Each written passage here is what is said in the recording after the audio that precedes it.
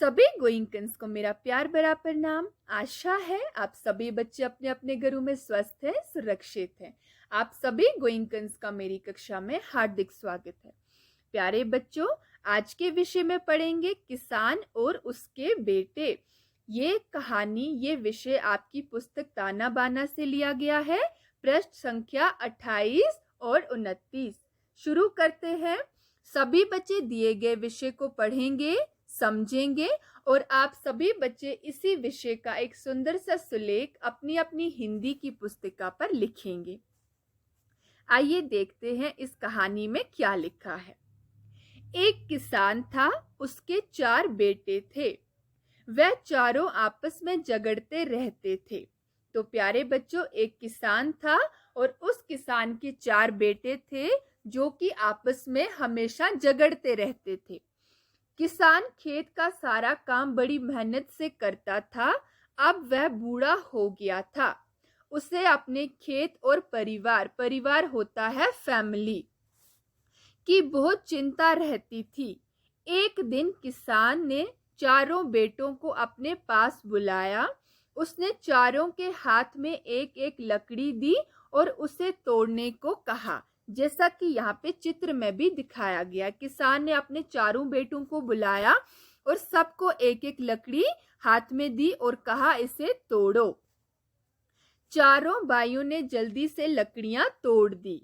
फिर किसान ने सबसे बड़े बेटे को 4 लकड़ियां दी और कहा कि वह इन्हें एक साथ बांध दे। बेटे ने चारों लकड़ियां कसकर बांध दी। अब किसान ने बड़े बेटे से कहा कि वह इन्हें तोड़े। बेटे ने बहुत जोर लगाया लेकिन लकड़ियां नहीं टूटी। तो प्यारे बच्चों, जब किसान ने अपने बेटों को एक एक लकड़ी दी तो सबने तोड़ दी। और जब किसान ने अपने बड़े बेटे को कहा कि सारी लकड़ियों को एक साथ कसकर बांधो और उसके बाद तोड़ने के लिए कहा, तो बड़े बेटे ने बहुत जोर लगाया मगर लकड़ियां नहीं टूटी। आशा है आप सभी बच्चे साथ साथ अपनी पुस्तक पर देख रहे हैं और इस कहानी को समझ रहे हैं। आगे इसी तरह बाकी तीनों बेटों ने भी लकड़ियां तोड़ने की कोशिश की, लेकिन कोई भी सफल नहीं हुआ। सफल यानी किसी से ये काम पूरा नहीं हो पाया। तब किसान ने उन्हें समझाया। जब लकड़ियां अलग अलग थी तब सभी ने उन्हें तोड़ डाला, परंतु जब वह इकट्ठी हुई तब कोई भी उन्हें तोड़ नहीं पाया। तो किसान अपने बेटों को क्या कह रहा है, जब लकड़ियां अलग अलग थी तो आप इन्हें तोड़ पाए, लेकिन जब हमने सारी लकड़ियों को एक साथ जोड़ दिया तो आप इन्हें नहीं तोड़ पाए। इसी तरह अगर तुम साथ मिलकर नहीं रहोगे तो खेत और परिवार सब टूटकर बिखर जाएंगे। ये किसान अपने बेटों को कह रहा है कि अगर तुम ऐसे ही झगड़ते रहे, अगर तुम एक दूसरे के साथ नहीं रहे तो हमारा जो खेत है, जो हमारी जमीन है और जो हमारा परिवार है, हमारी फैमिली है, ऐसे ही टूटकर बिखर जाएगी। ऐसा होने पर दूसरे इसका फायदा उठाएंगे।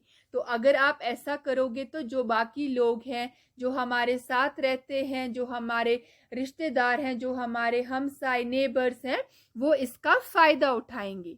बेटों को पिता की बात समझ में आ गई।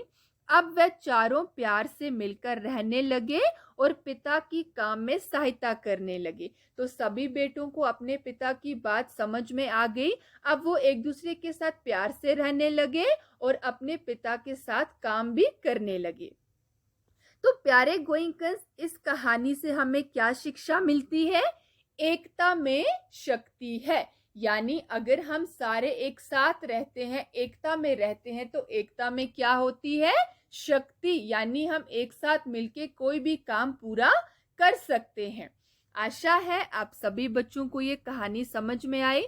सभी बच्चे इस विषय को, इस कहानी को अच्छे से एक बार पढ़ेंगे और समझेंगे और इसी कहानी का आप सभी बच्चे एक सुलेख लिखेंगे। आज की कक्षा में आपके लिए इतना ही। आपसे फिर मिलेंगे अगली कक्षा में। दीजिए इजाजत। धन्यवाद।